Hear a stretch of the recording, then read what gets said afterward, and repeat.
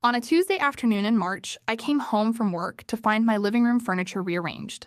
The couch was against a different wall. The coffee table had been rotated 90 degrees. The throw pillows I'd arranged in a specific way were stacked differently. I stood in the doorway for a moment. Then I texted Adam. "Did you move the couch?" He replied from the office. "No." "Why?" "I went to the security camera we'd installed at the front door 3 months earlier when we moved in. I wasn't sure what I was looking for. I thought maybe I'd imagined it. Maybe I was remembering the room wrong." I opened the app on my phone and scrolled back through the day's footage.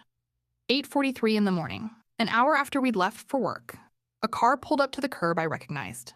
A woman got out with a key in her hand and let herself into our home. My mother-in-law, with a key we had never given her. Before I tell you what happened next, please take a moment to like and subscribe. Drop your city and local time in the comments. I love knowing where you are right now. Now let me take you back 8 months to a Saturday in July, to the afternoon we got the keys to our first home, and the moment Patricia held them before we did. My name is Beth. I'm 28 years old. I have been married to Adam for 18 months. We bought our first house together 8 months ago, a 3-bedroom colonial on Wardlow Street with a backyard that needs work and a kitchen that gets the morning light perfectly. I want to tell you about Patricia before I tell you what she did, because understanding her requires understanding the specific shape of her.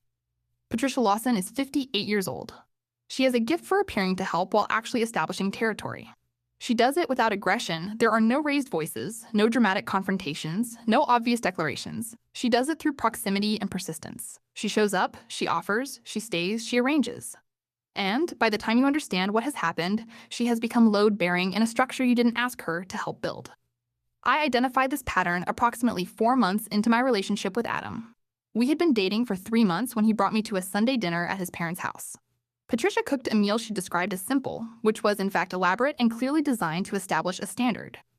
She asked me questions about my work. I'm a physical therapist, private practice, with the polite interest of someone who is filing information for later use rather than genuine curiosity.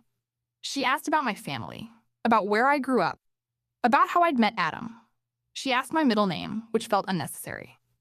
After dinner, she found me in the kitchen offering to help with the dishes.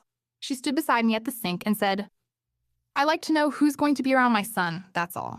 She said it warmly, like a disclosure. I said, "That's understandable." I filed it away. The next 2 years contained more filing. How she called Adam on Sunday mornings, which was the morning we designated for sleeping in together. How she described my apartment, when she finally came to see it, as cozy in the specific register of someone who means something adjacent. How she volunteered to help with the wedding and interpreted that as authority over decisions she hadn't been given authority over. Adam manages her, which is different from addressing her. He manages by diverting, redirecting, finding the path of least resistance in any given week, which means the behavior never has to change because the cost of it is absorbed so quietly that it doesn't register as cost. I married Adam anyway, because Adam is kind and consistent and makes me laugh and remembers things that matter. Because no marriage is a single relationship. You marry the whole configuration. And I had decided I could hold the boundary with Patricia myself if I needed to. I had not yet fully understood what holding the boundary with Patricia required. The house was the place that changed. We found Wardlow Street after 18 months of saving and searching. The inspection went well. The offer was accepted. The closing happened on a Saturday in July, and we drove to the house together, and Adam's parents were there because Adam had invited them to celebrate. I understood that. It was a reasonable thing for a husband to do. Patricia was the one who received the keys from the real estate agent, not us, her. The agent handed them across the table, and Patricia was close, and she took them and said, "Oh my goodness," and held them up, and the agent smiled and took a photo, and Patricia was in it. She handed them to Adam afterward, not to me. To Adam. I smiled, said nothing. I should have said something then. But the day was good, and the house was ours, and I told myself it was a small thing. Looking back now, it was the first thing. The furniture was the 6th time. I know that now. At the time, standing in my living room doorway on a Tuesday afternoon in March with the couch against the wrong wall, I thought it might be the first. I thought it might be nothing, a memory problem, an Adam problem, an explanation. I pulled up the camera footage on my phone. I went back to the beginning of the day. Then I went back further. I scrolled back 2 months. I sat down on the floor of my own living room, the couch behind me in the wrong place, and I counted. 6 separate visits. 6 times, Patricia had let herself into our home with a key that did not belong to her, on weekday mornings while we were at work, and let herself back out. I counted them. Then I set the phone face down on the floor, and I sat very still. Because the visits weren't what stopped me. It was something else. Something I found when I went back even further to the very first visit, the earliest in the footage, and saw not just Patricia walking in, but Patricia was walking out 20 minutes later, carrying something. I called Julia. Julia is my older sister. She has been in my corner my entire life, and she processes problems by immediately identifying what can be confirmed and what remains unclear. She does not speculate. She does not catastrophize. She asks the questions that produce useful answers. I told her what I'd found. The footage. 6 visits. Patricia had a key that didn't come from us. She said, before anything else, what was she carrying when she left that first time? I said, I couldn't tell from the angle. Something small. She had her handbag and then something else. In her other hand, Julia said. Was she carrying it when she arrived? I said. I'd have to check. I checked. Called her back. I said, no. She arrived with just her bag.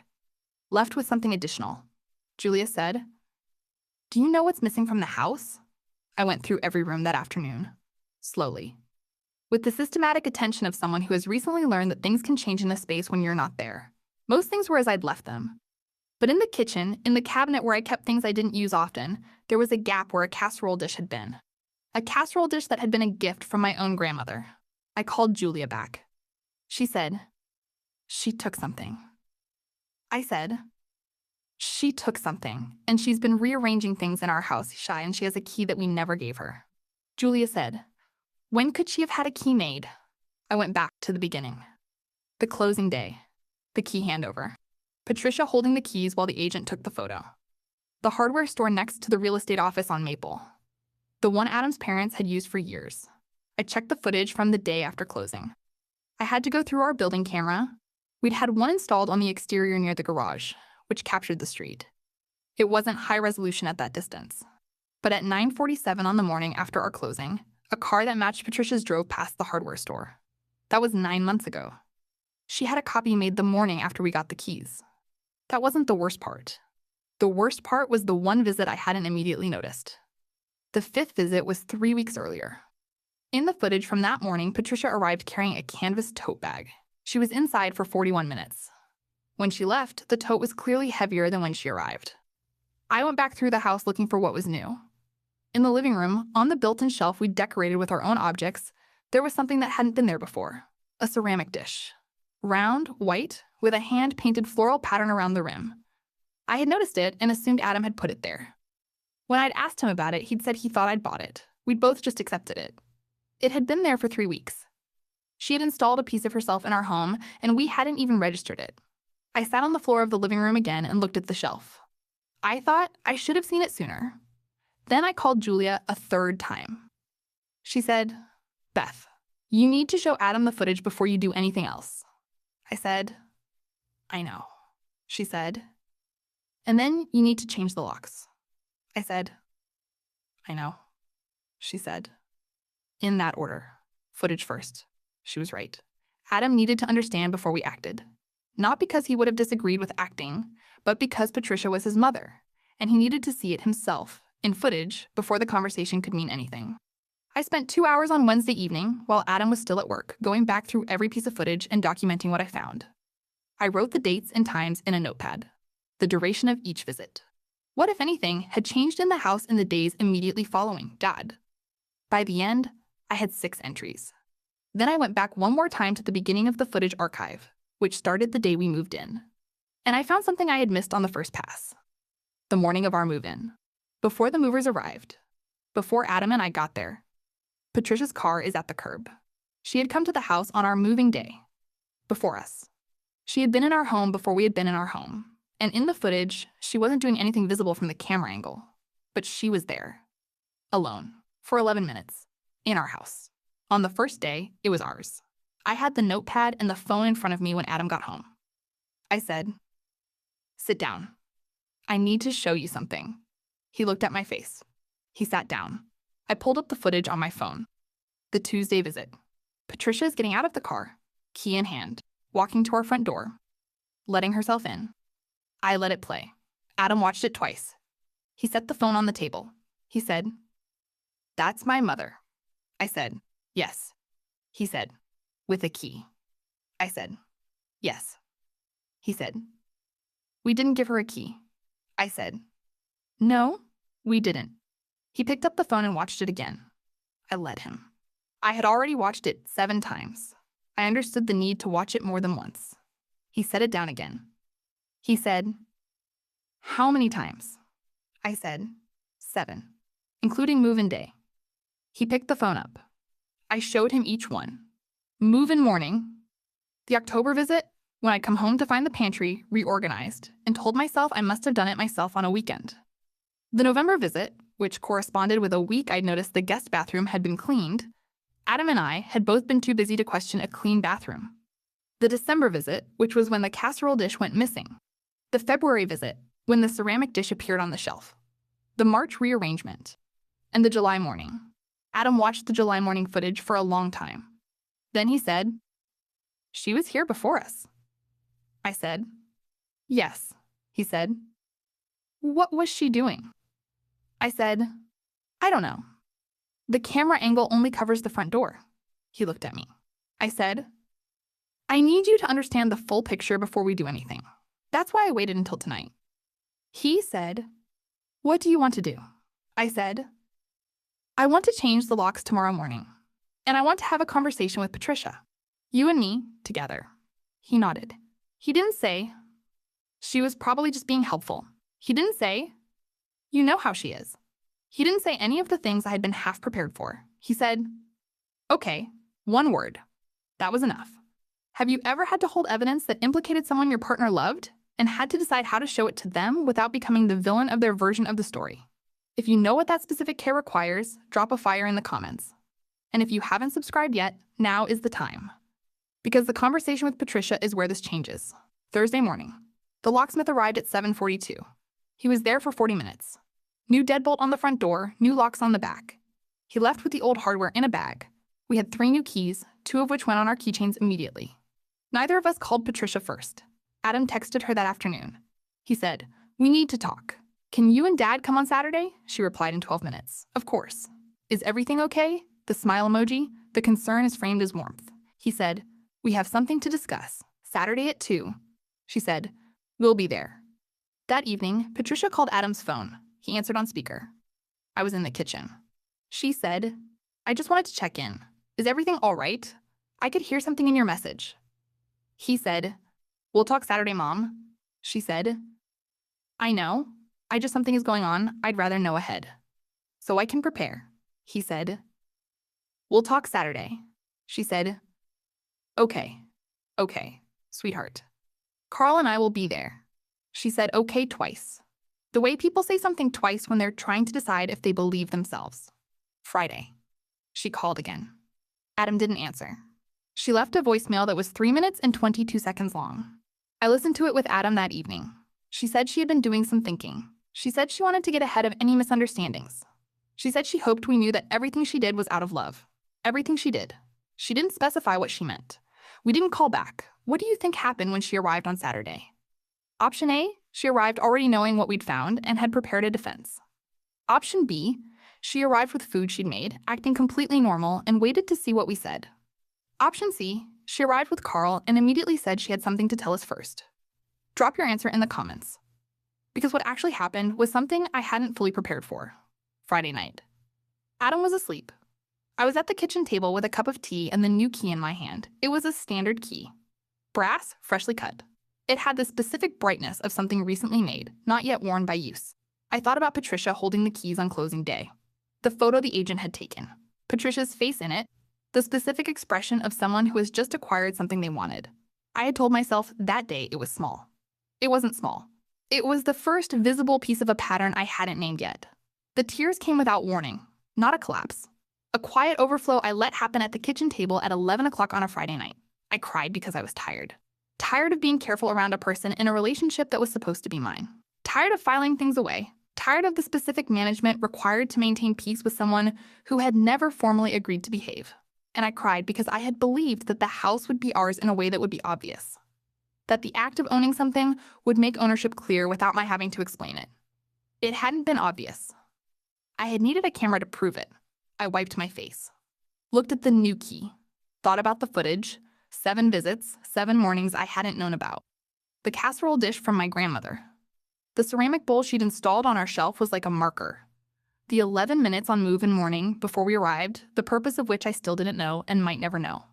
I put the key in my pocket, went to bed, set my alarm. If someone who was supposed to be on the outside of your life found a way inside it, physically, in a space that was meant to be yours, I want to hear about it in the comments. Now let me tell you what happened on Saturday. If you guessed option B, she arrived with food, acting completely normal. You know Patricia. She came at 2 o'clock with a bag of groceries. Said she'd made a soup. Said she thought we could all have a late lunch together. She smiled at me in the hallway and said, "Beth, the house is looking so good. You've really made it yours." She said it while I was holding the door open. The soup was already in a pot inside the bag. Adam and I had agreed the night before. No food. Not today. Today was not a lunch. Adam said, "Mom, we have something to discuss before anything else. Can you and Dad sit down?" Carl sat immediately. He is a man who detects social weather early and adjusts accordingly. He took the chair nearest the door. Patricia set the bag down in the kitchen.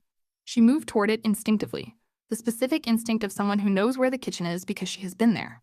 She came to the living room. She looked at the couch. It was back where we had originally placed it. I watched her notice that. She sat down. Adam pulled up the camera app on his laptop. He'd set it up ahead of time. He turned the screen to face them. He said, "I want to show you something." He pressed play. Tuesday's footage, 9:43 in the morning. Patricia's car is at the curb. Patricia is walking to the front door, the key in her hand. The door is opening. Carl looked at Patricia. Patricia looked at the screen. She said, Adam said, "Wait." He played the November footage, the December footage, the February footage, each one in sequence. He played them without commentary. He just let them run. When the last clip ended, Adam closed the laptop. Patricia's hands were in her lap. Carl was looking at the carpet. I said, "Where did you get the key?" She said, "I had one made." After the closing, I just wanted to know I could get in if there was ever an emergency. I said, "You rearranged our living room in an emergency?" She said, "I was trying to help. I've been trying to help. You're both so busy, and I just wanted to." Adam said, "Mom." She stopped. He said, "You had a key made without telling us. You came into our home 7 times without telling us. You moved our things. You took something that belonged to Beth's grandmother." Patricia said, "I was going to clean it. I was going to bring it back." Adam said, "That's not the point." She said, "I love you both. I was just trying to be," Adam said, "inside our house, without our knowledge, for 9 months." The room was quiet. Carl said, very carefully, "Patricia, that's not okay." 4 words. Patricia looked at her husband. He looked back at her. He said it again, not loud, just, "It's not okay." Patricia's jaw tightened. She said, "I didn't mean any harm." I said, "I know." I said, "Patricia, I believe you didn't intend harm, but the camera didn't care about intention. It recorded what happened." She said, "The footage is." I said, "The footage is what it is." She looked at her hands. I said, "We've changed the locks. There won't be another key made without our knowledge. And I need to know what happened during move-in morning. Before we arrived, what were you doing here?" She was quiet for a moment. Then she said, "I wanted to see it. Before anyone else did. I wanted to see it as just the house. Before it was yours." I sat with that. Not the defense I'd expected. Not explanation or excuse. Something else. Something almost honest. I said, "I understand that. And I still need you to understand that what came after that, the visits, the key, the rearranging, that can't happen again. Not without a conversation. Not without being asked." She said, "You would have said no." I said, "Probably. That's your answer." She didn't say anything else. The consequences came in stages, and some of them surprised me. Carl drove home separately that day. He had come with Patricia in her car. He arranged for his friend Ted to pick him up. He hugged Adam on the way out and said, "I should have said something sooner. I noticed things. I didn't say anything." He looked at me when he said it. He said, "I'm sorry, Beth." I said, Thank you, Carl. That was the first thing that surprised me. The second was the casserole dish. Patricia brought it back the following week, rang the doorbell, which she had never done at our house before. She had always just used the key. Adam answered. She handed him the dish. She said, I had it cleaned, the same cleaner I use for my own things. Adam said, thank you. She said, I know it was Beth's grandmother's. He said, yes. She didn't come in. She went back to her car. I found out about that exchange from Adam, who told me that evening. He said, she rang the bell. I said, I know, I heard it. He said, she's never rung the bell before. I said, no, she hasn't. He said, I think she's trying. I said, I think she is. We were both quiet about what trying means when it comes too late and requires so much of the other person to receive. Julia came over the following Saturday. She sat at our kitchen table, which is her habit when she comes. She always goes straight to the kitchen, and she looked at the shelf where the ceramic dish used to be. I had moved it, not thrown it away, moved it to a high cabinet we didn't use often. She said, you kept it. I said, it's a nice dish, actually. That's the most irritating thing about it. She laughed. She said, what are you going to do with it? I said, I don't know yet. She said, that seems about right. Patricia did not come to our house for 6 weeks after the conversation. When she came back, she called ahead. First time she'd ever called ahead to ask rather than inform. Adam answered. She asked if they could stop by on Sunday. He said, let me check with Beth. He had never said that before either. Let me check with Beth, as though our home was a shared decision. I said yes. She came for 2 hours. She did not bring food without asking first. She did not go into any room we didn't take her to. She said, before she left, I want to learn to do this differently. I said, I know. She said, I need you to tell me when I'm doing it wrong. I don't always see it myself. I said, that's a reasonable thing to ask. I didn't promise to do it, but I didn't say no. Adam and I walked them to the door afterward. Carl shook Adam's hand. Patricia hugged him. She looked at me over his shoulder. She didn't say anything, but she looked at me, like she was finally seeing me as the person whose house this was. The casserole dish is back on the counter now, not because Patricia asked. 6 weeks after everything, I took it out of the cabin and washed it and set it in the spot where I use it most, near the stove, where I can reach it easily when I'm making something that needs a medium-sized dish. Adam noticed the first time when he saw it there. He didn't say anything, but he touched the edge of it briefly as he walked past, and I understood that as acknowledgement. The ceramic bowl, the white one with the painted flowers that Patricia had left on our shelf. I moved to the guest room. Not because I'm using it, because it's genuinely attractive and I didn't want to waste it. It's just not on the shelf she put it on. That felt like the right distinction. I saved the camera footage to 2 separate drives. Julia has a copy. Not because I expect to need it again. Because having it documented feels like the right kind of attention. Adam and Patricia have been working on something.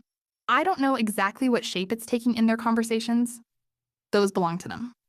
What I notice is that he says, let me check with Beth more often now. That tells me when they've spoken rather than mentioning it later. He asks before agreeing to things that involve our home. That's nothing. That's a man learning to hold 2 things at once, love for his mother and responsibility to his marriage. They are not opposites. They just require different kinds of attention. I found, in the back of the kitchen drawer, a spare key. One of the original ones, from before we changed the locks. I don't know if it was mine or Adam's that got lost in the drawer. It doesn't fit the current lock. I held it for a moment. Then I put it in the box I keep for things I don't know what to do with yet. Some things are like that. They don't resolve cleanly. They just sit somewhere until you know what they are.